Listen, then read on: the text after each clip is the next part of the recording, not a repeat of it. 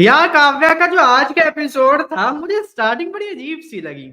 Starting मुझे इसलिए अजीब सी लगी कि यार सब कुछ सही था, सब कुछ ठीक था यार, लेकिन आदि का और काव्या का शादी करना कुछ ज्यादा जल्दी नहीं हो गया? थोड़ा सा यार ड्रामा डालना था, थोड़ा सा ऐसा कुछ करना था कि सीन क्रिएट हो। गिरिराज भी बिल्कुल मतलब शांत बैठा हुआ है, वो कोई पंगे नहीं कर रहा। हमारे जो पुलिस वाला बंदा था, वो भी बंदा कुछ नहीं कर रहा, उसकी बेटी भी कुछ नहीं कर रही, कोई कुछ कर ही नहीं रहा। जो कर रही है, वो माए कर रही हैं, आदि कर रहा है, काव्या कर रही है, कोई कुछ कर ही नहीं रहा, कोई पंगा क्रिएट ही नहीं हुआ। मतलब मुझे थोड़ी-सी होप थी, थोड़ी-सी, कि शायद आज कुछ ड्रामा हो, शादी होगी हाँ, लेकिन आज के एपिसोड को छोड़ के कल के एपिसोड में दिखा कि आज के एपिसोड की एंडिंग में दिखा दे, आदि ये बोलते हैं कि हम काव्या से अभी इसी वक़्त शादी करना चाहते हैं, बस एपिसोड एंड। बट नहीं, आज पूरा का पूरा इन्होंने शादी का पूरा कर-कुरा के एंड कर दिया। कल के एपिसोड में अब हमें देखने को मिलेगा कि आदि और काव्या दोनों एक नए घर में जाके वहाँ पे रहते हैं, वहाँ पे अपनी ज़िंदगी को शुरुआत करते हैं। अब यहाँ पे अगर मैं इस चीज़ को हटा दूँ, ठीक है? और मैं बोलूँ कि हाँ, चलो ड्रामा नहीं हुआ, अच्छी बात। अगर उसके बाद मैं बाकी सारी चीज़ें बोलूँ, माइंड ब्लोइंग थी। ये जितना भी एपिसोड था, बहुत ज़्यादा मतलब मेरे अकॉर्डिंग तो भाई बहुत ज़्यादा मस्त एपिसोड था। उसका रीज़न ये था कि हमने देखा कि बाप के ईगो के आगे माँ अपने बच्चों के प्यार को, अपने प्यार को रख रही है और दोनों को भिड़ने दे रही है कि भिड़ो, देखते हैं तुम्हारा ईगो बड़ा है या हमारा प्यार, देखते हैं। और क्लियरली देखने को मिला कि माँ का और बच्चों का प्यार बाप के ईगो से ज़्यादा बड़ा है।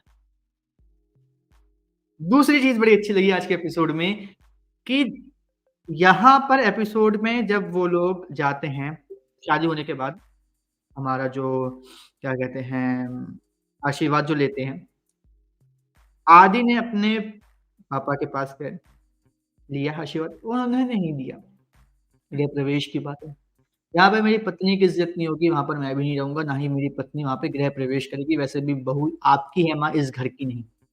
ये बात बहुत अच्छी लगी मुझे कि चलो एक इतने बड़े पॉइंट को बड़े तरीके से ही आदि ने लिया, उसको हल्के में नहीं लिया कि अपनी माँ की वज़ह से, किसी और की वज़ह से गृह प्रवेश हो। ये चीज़ मुझे अच्छी लगी और तीसरी सबसे बड़ी चीज़ मुझे आज के एपिसोड की अच्छी लगी, आदि शादी कर रहा था और शादी के वक़्त आदि की सारी मेमोरीज़ फ्लैशबैक हो रही थी, काव्या की सारी मेमोरीज़ फ्लैशबैक हो रही थी और फिर उनके बीच में छोटी-छोटी फ्लैशबैक से लेकर कोई चीज़ें मतलब जो थी जैसे पॉपकॉर्न वाली एक थोड़ा छोटी-सी एक बात थी और भी जो बातें थी, वो लगातार ऐसी थी कि एक इंटरेस्ट बना के रख रही थी। एक मतलब था कि ऑडियंस लगातार देखे कि क्या होने वाला है। वो नहीं छोड़ने दे रहे थे कि यार अरे! अरे! शादी हो गई अब क्या करें? अरे! ये होगा, अरे! छोड़ो यार बाद में देखेंगे। ऐसा कुछ नहीं था। तो ये चीज़ मुझे अच्छी लगी और यही 3 टॉपिक थे आज के एपिसोड में जो सबसे बढ़िया और सबसे बेस्ट थे। शादी से रिलेटेड और आदि और काव्या की जोड़ी से रिलेटेड। बट अब अगर मैं बात करूँ एक्टिंग की, मैं काव्य और राधे की एक्टिंग के बारे में कुछ नहीं बोलूँगा, मैं बहुत बार बोल चुका हूँ, नहीं बोलूँगा। बट गिरिराज प्रधान की एक्टिंग में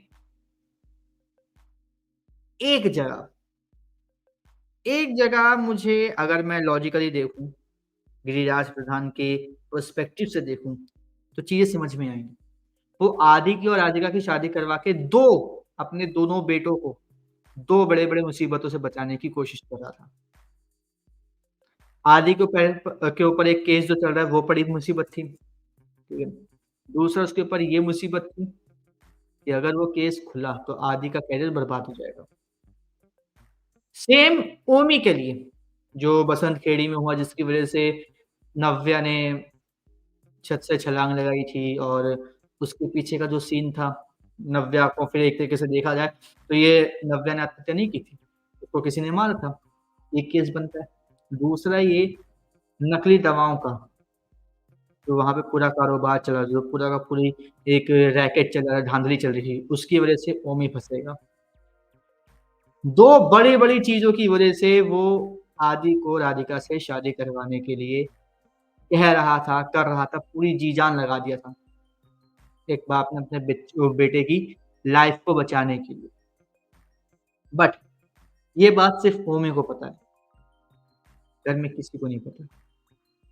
तभी, तभी यहाँ पर जो चीज़ें हैं वो इतनी ज़्यादा मतलब डिफरेंट गई। अगर यहाँ पे और भी घरवालों को पता होता तो शायद आदि भी खुद जाकर राधिका से शादी करता। बट चलो कोई नहीं। हमारी काव्या के साथ शादी हुई? हुई। बट यहाँ पर एक और चीज़ मुझे बड़ी अच्छी लगी कि ओमी यहाँ पर उस इंसिडेंट को बार-बार, बार-बार, बार-बार रिपीट कर रहा था, बार-बार ये कोशिश कर रहा था कि वो चीज़ रिपीट हो और वो इस चीज़ को लगातार याद रखने की कोशिश कर रहा था। रीज़न उसका बस यही है क्योंकि यहाँ पर एक चीज़ बिल्कुल क्लियर थी कट टू कट कि जो चीज़ें चल रही हैं, जो सब कुछ हो रहा है, जो भी सब चल रहा है, वो डायरेक्टली ओमी को अफ़ेक्ट करेगा। तो ओमी का जो डर है, जो खौफ है बसंत रेड्डी का वो आज भी ज़िंदा है और मेकर्स उसको भूले नहीं हैं, राइटर्स उसको भूले नहीं, वो उसको अभी भी याद रखे हुए हैं। और गिरिराज कोशिश करता है शादी रुकवाने की, बट नहीं कर पाता। बट दूसरी तरफ अगर मैं मयंक की बात करूँ, काव्या की फैमिली से बात करूँ, आदि की फैमिली से बात करूँ, वो भी पीछे हट जाता है। वो काव्या से किसी भी टाइप का कोई भी रिश्ता रखने से पीछे हट गया, आशीर्वाद तक नहीं दिया। ओमी की वाइफ राधिका की बहन, वो तो बिल्कुल भी ये सब नहीं करने देगी क्योंकि उसकी बहन का रिश्ता टूटा है, जो आदि के साथ हो रहा था, तो वो भी पीछे हट गई। अब बचा सिर्फ़ और सिर्फ़ एक ही सदस्य, वो है आदि की मम्मी, गिरिराज के पूरे घर में, जो काव्या का साथ दे रही है। But on the other hand Kavya के घर में सिर्फ़ उसके पापा हैं, जो काव्या का साथ नहीं दे रहे हैं, बाकी मम्मी और भाई दोनों साथ दे रहे हैं। और यहाँ पे जीजा साले की जो एक जुगलबंदी है, वो भी हमें देखने को मिली और बड़ा मज़ा आया देखने में कि जब बैंक बोलता है ना कि भाई आप क मुझे गाली दे सकते हो, तो हम भी आपको धमकी दे सकते हैं। और धमकी ये देता है बैंक कि अगर मेरी बहन की आँखों में कभी भी आँसू आए, तो फिर तो तुम गए। तो आदि यहाँ पे बोलता है मज़ाक करते हुए, फिर तो हमारी खैर नहीं, ये तो खुश होती तब भी रोती है और वैसे तो ये रोती ही है। तो ये भी मतलब एक चुलबुलापन जो एक मतलब एपिसोड में पूरा मेंटेन और बैलेंस करके रखा गया भाई, हर इमोशन लगातार एक बराबर उसमें लेके गए। आदि ने बोला काव्या को कि भाई तुम्हारे पापा आशीर्वाद देने के लिए मरे जा रहे हैं, तड़पे जा रहे हैं। ठीक है, तुम हाथ जोड़ो, देखना वो भी आशीर्वाद देंगे। ऐसे फेंकता है फूल, वो आशीर्वाद ऐसे कर देते हैं। तो मतलब सीरियसली राइटर का, डायरेक्टर का, सबका दिमाग कितना अच्छा चला इस एपिसोड में कि मैं क्या बताऊँ क्रिएटिविटी की ना एक जो हद होती है, वो पार कर दी इन लोगों ने आज के एपिसोड में। और मैं सच बताऊँ, आने वाले एपिसोड्स को लेकर ना मेरी जो एक्सपेक्टेशंस है ना, अब वो फिर से बढ़ चुकी है। क्या ही कहें।